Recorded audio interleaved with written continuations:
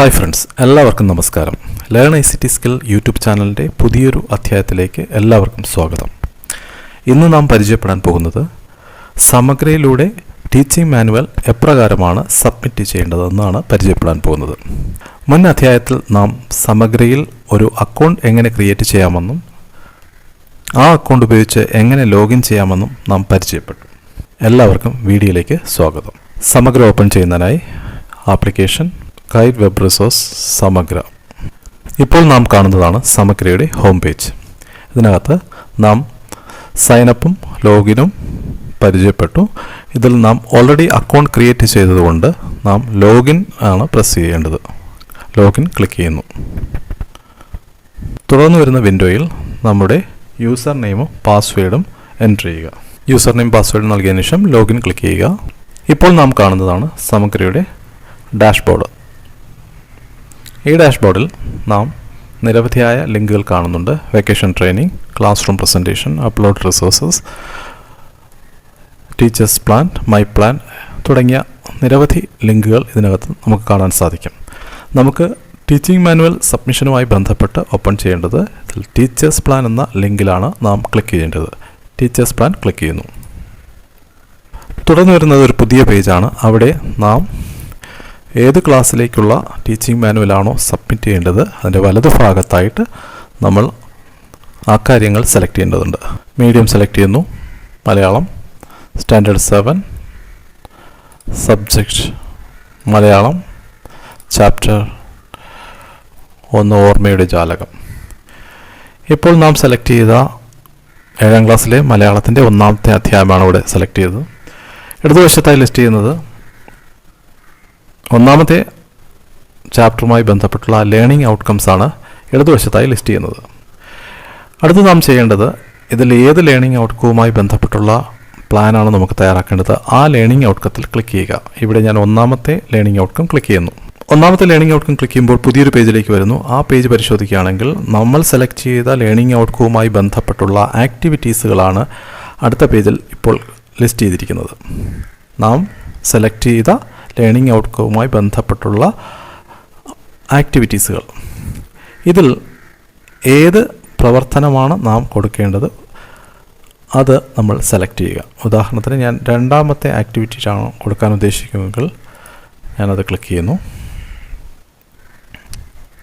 Okay, ഇവിടെ click ചെയ്യുമ്പോൾ ആ 2ാമത്തെ ആക്ടിവിറ്റി നമ്മൾക്ക് ഇവിടെ കൃത്യമായിട്ട് അതെങ്ങനെയാണ് അതിൻ്റെ പ്ലാൻ നമുക്ക് കാണിക്കുന്നുണ്ട്.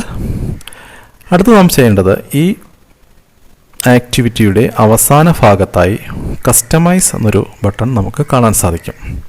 കസ്റ്റമൈസ് എന്ന ബട്ടൺ നാം ക്ലിക്ക് ചെയ്യുന്നതിൻ്റെ ആവശ്യകത എന്ന് പറയുന്നത് നിലവിൽ ലിസ്റ്റ് ചെയ്തിരിക്കുന്ന ഈ പ്ലാനിൽ എന്തെങ്കിലും ചെറിയ മാറ്റങ്ങൾ വരുത്തേണ്ടതുണ്ടെങ്കിൽ മാത്രമേ നമുക്ക് കസ്റ്റമൈസ് എന്ന ബട്ടൺ ക്ലിക്ക് ചെയ്ത് ചെറിയ മാറ്റങ്ങൾ, ഉദാഹരണത്തിന് ഇവിടെ കൊടുത്തിരിക്കുന്ന ആക്ടിവിറ്റിയുമായി ബന്ധപ്പെട്ട് എന്തെങ്കിലും കൂട്ടിച്ചേർക്കാനുണ്ട് എങ്കിൽ നമുക്ക് താഴെ കസ്റ്റമൈസ് എന്ന ബട്ടൺ ക്ലിക്ക് ചെയ്യാം. ഇവിടെ ഞാൻ കസ്റ്റമൈസ് ക്ലിക്ക് ചെയ്യുന്നു.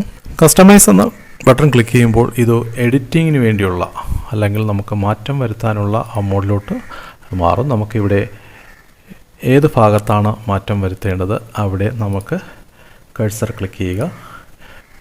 ക്ലിക്ക് ചെയ്തതിന് ശേഷം നമുക്ക് കൂട്ടിച്ചേർക്കേണ്ട കാര്യങ്ങൾ ഇവിടെ ടൈപ്പ് ചെയ്യാം. അങ്ങനെ കൂട്ടിച്ചേർത്തതിന് ശേഷം നാം നിർബന്ധമായും സേവ് എന്ന ഏറ്റവും അവസാനം സേവ് എന്ന ബട്ടൺ ക്ലിക്ക് ചെയ്യുക.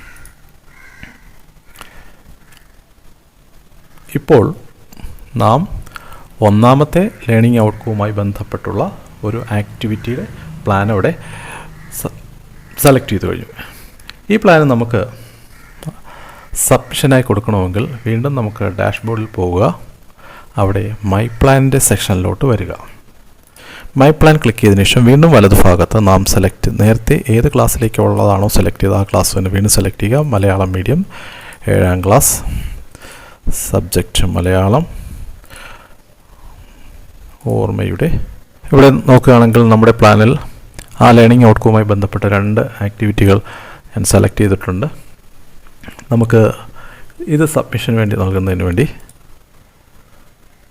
മൈക്രോ പ്ലാനിലാണ് ക്ലിക്ക് ചെയ്യേണ്ടത്. അപ്പോൾ ഇവിടെ ഒരു പുതിയ ഒരു ലേബൽ അവിടെ കാണാൻ പറ്റും, സബ്മിറ്റ് ഫോർ അപ്രൂവൽ. നാം ഇവിടെ സബ്മിറ്റ് ഫോർ അപ്രൂവൽ എന്ന് ക്ലിക്ക് ചെയ്യുക. നാം ഇവിടെ ഒരു കൺഫർമേഷൻ ചോദിക്കുന്നുണ്ട്. Are you sure want to submit the micro plan for approval. അപ്രൂവലിന് വേണ്ടി ഈ പ്ലാൻ അയക്കണമെന്നുള്ളൊരു കൺഫർമേഷനാണ്. ഇവിടെ ഓക്കെ ബട്ടൺ ക്ലിക്ക് ചെയ്ത് കഴിഞ്ഞാൽ നാം സെലക്ട് ചെയ്ത പ്ലാന് അപ്രൂവലിന് വേണ്ടി സബ്മിറ്റ് ആവും.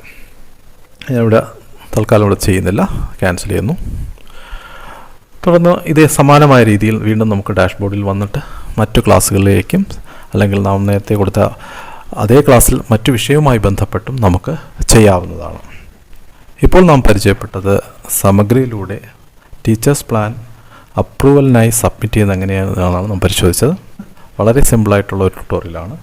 അതിനായിട്ട് ഈ 2 ലിങ്കുകളാണ് നാം പ്രയോജനപ്പെടുത്തേണ്ടത്. ടീച്ചേഴ്സ് പ്ലാൻ എന്ന ലിങ്ക് ക്ലിക്ക് ചെയ്യുക. ടീച്ചേഴ്സ് പ്ലാൻ എന്ന ലിങ്ക് ക്ലിക്ക് ചെയ്തതിന് ശേഷം നാം ഏത് ക്ലാസ്സിലേക്കുള്ള ക്ലാസ്സാണോ അല്ലെങ്കിൽ ഏത് ക്ലാസ്സിലേക്കുള്ള ടീച്ചേഴ്സ് പ്ലാനാണ് തയ്യാറാക്കുന്ന ആ ക്ലാസ് സെലക്ട് ചെയ്യുക. അതിന് മുന്നോടിയായി മീഡിയം സെലക്ട് ചെയ്യുക, സബ്ജക്റ്റ് സെലക്ട് ചെയ്യുക, ചാപ്റ്റർ സെലക്ട് ചെയ്യുക. അപ്രകാരം ക്ലിക്ക് ചെയ്യുമ്പോൾ ലഭിക്കുന്ന പേജിൽ ആ ലേണിംഗ് ഔട്ട്കവുമായി ബന്ധപ്പെട്ട ആക്ടിവിറ്റീസ് ആയിരിക്കും നാം ലിസ്റ്റ് ചെയ്യുന്നത്. അതിൽ നിന്ന് ഒരു ആക്ടിവിറ്റി സെലക്ട് ചെയ്യുക.